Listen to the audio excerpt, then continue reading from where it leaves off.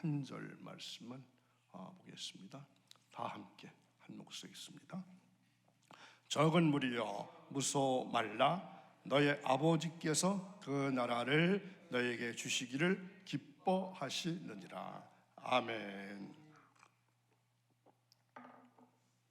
한 주간 시작되는 월요일 새벽을 깨우시고 거룩한 주님 전에 올라오신 여러분, 한 주간 살아가실 때 주님께서 동행하시는 임마누엘의 축복이 여러분 가운데 함께 하시기를 주님의 이름으로 축원합니다.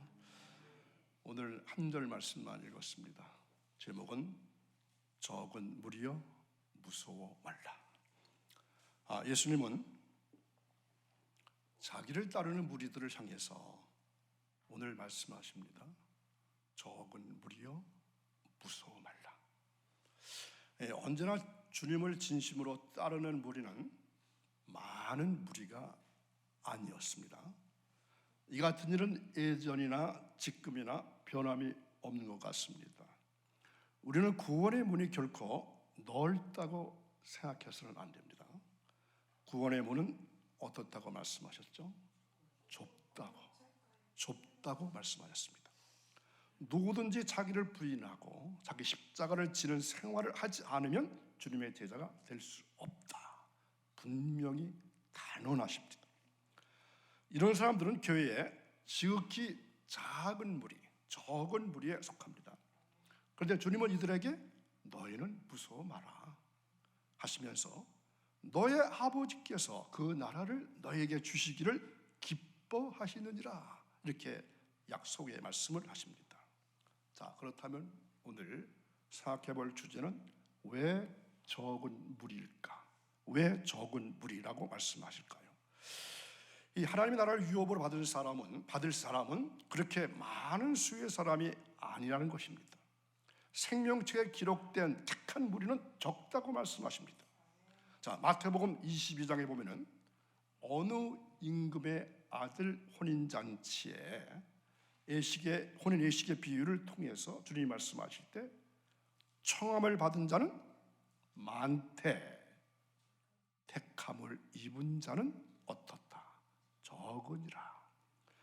하나님은 그의 택한 백성들을 반드시 예수 그리스도에게로 이끌어 주십니다.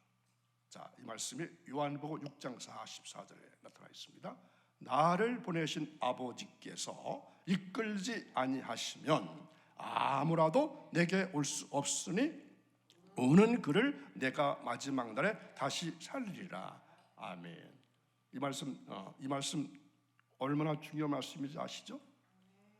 아버지께서 이끌지 아니하시면 아무라도 예수님께 올 수 없다는 말입니다.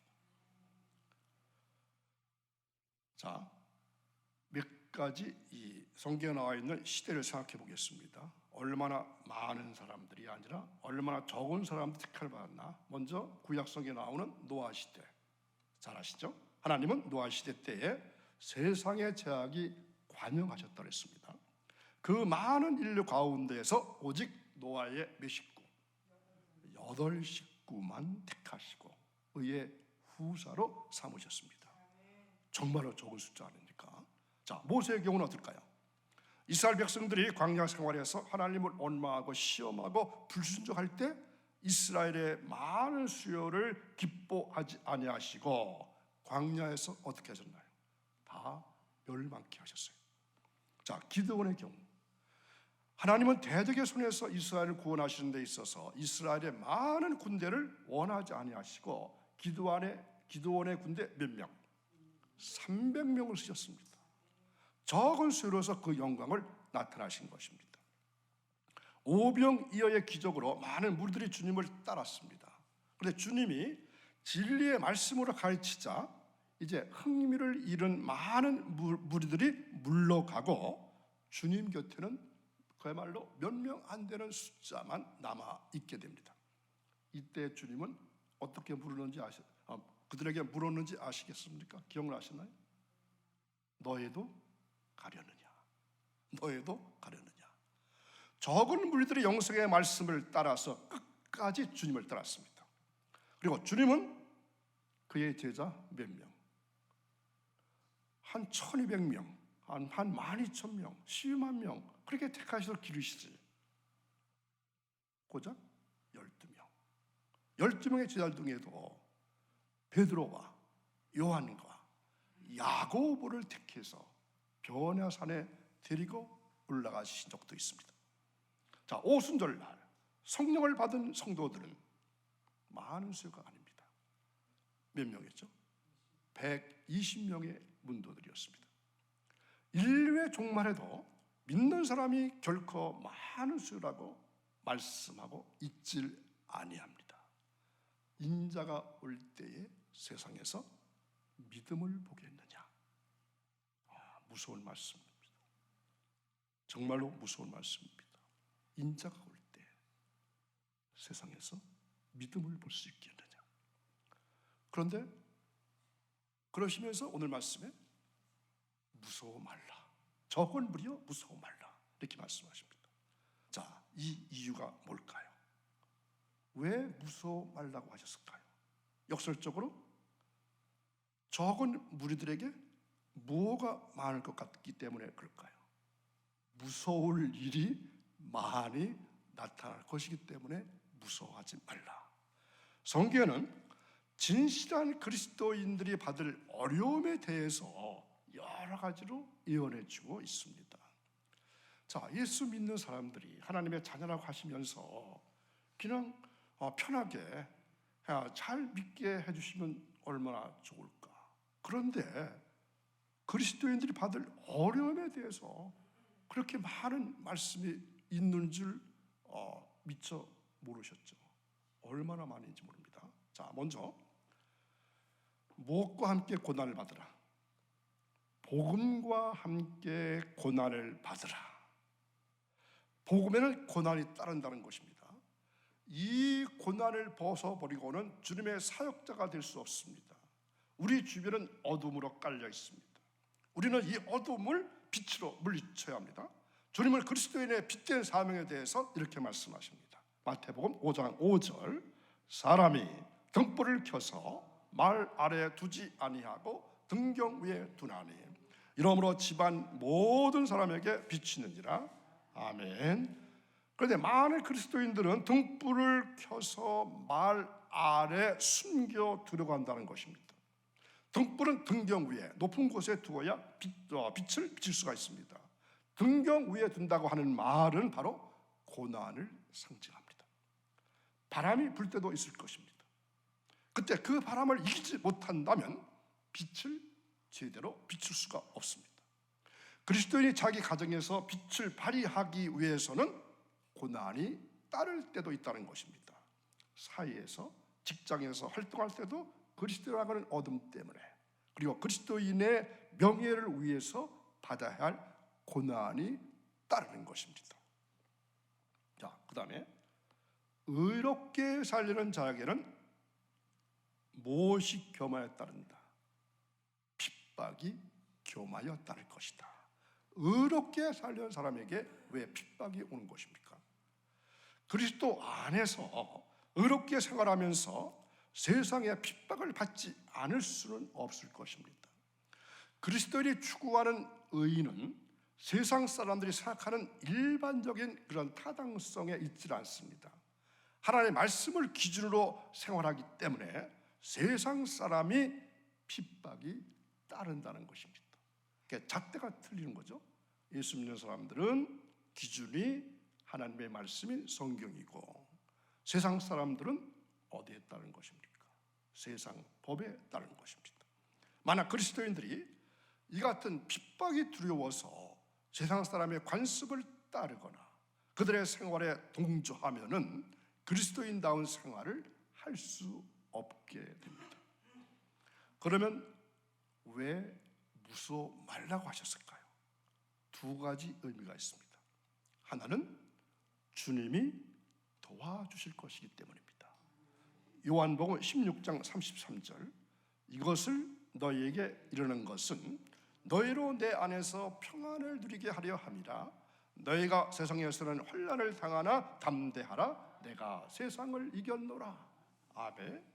너희가 세상에서는 환난을 당하지만 담대하라.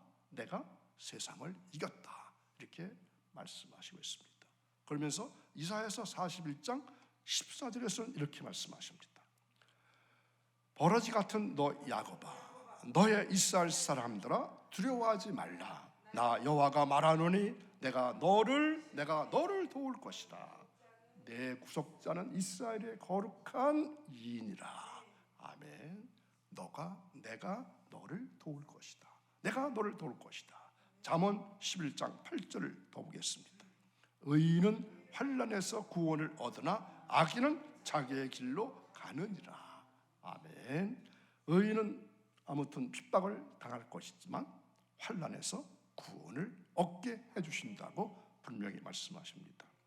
자, 하나님께서 우리가 살면서 돈과 상황에 대해서 무서워하지 않기를 바라시는 이유가 무엇입니까? 우리가 무서워하지 않음으로 해서 하나님에 대한 다섯 가지 위대한 사실을 찬양하기 때문입니다.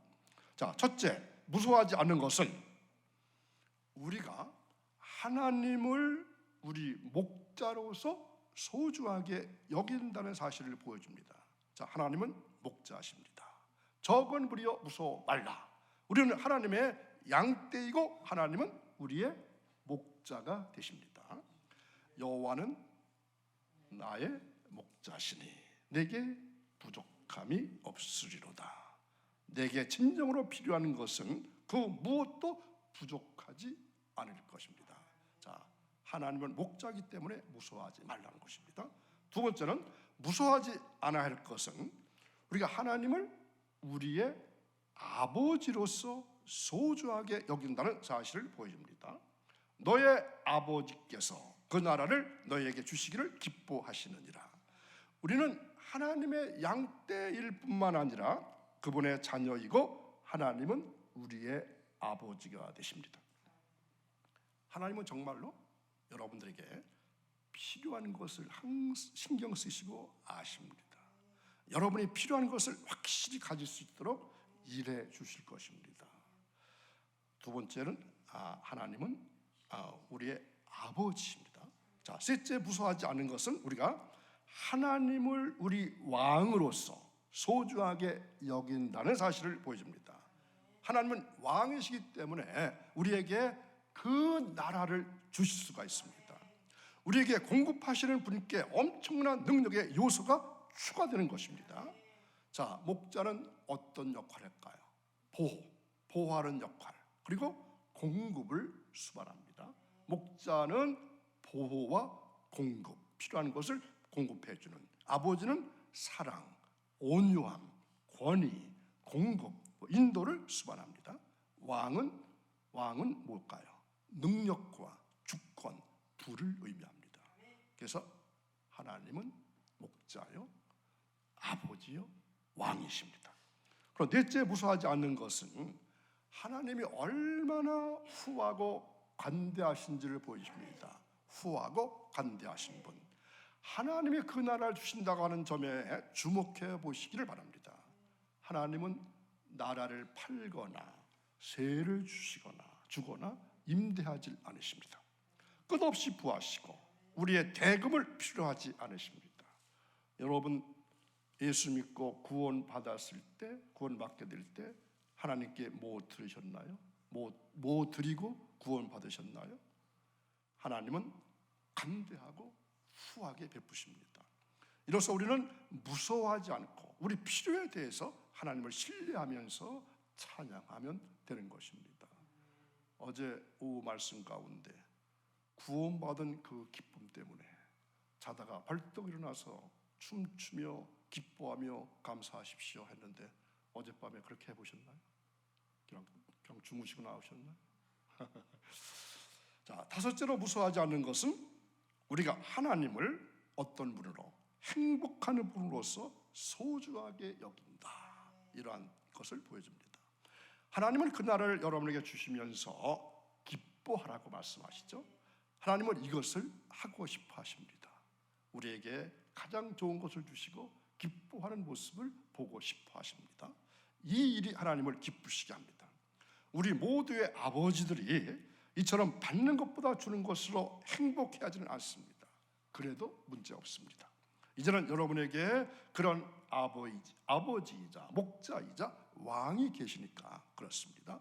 자, 오늘 말씀의 요점은 우리가 하나님을 관대하시며 기꺼이 하나님 나라를 우리에게 주시는 목자이자 아버지 그리고 왕으로서 소중하게 여겨야 한다는 것입니다.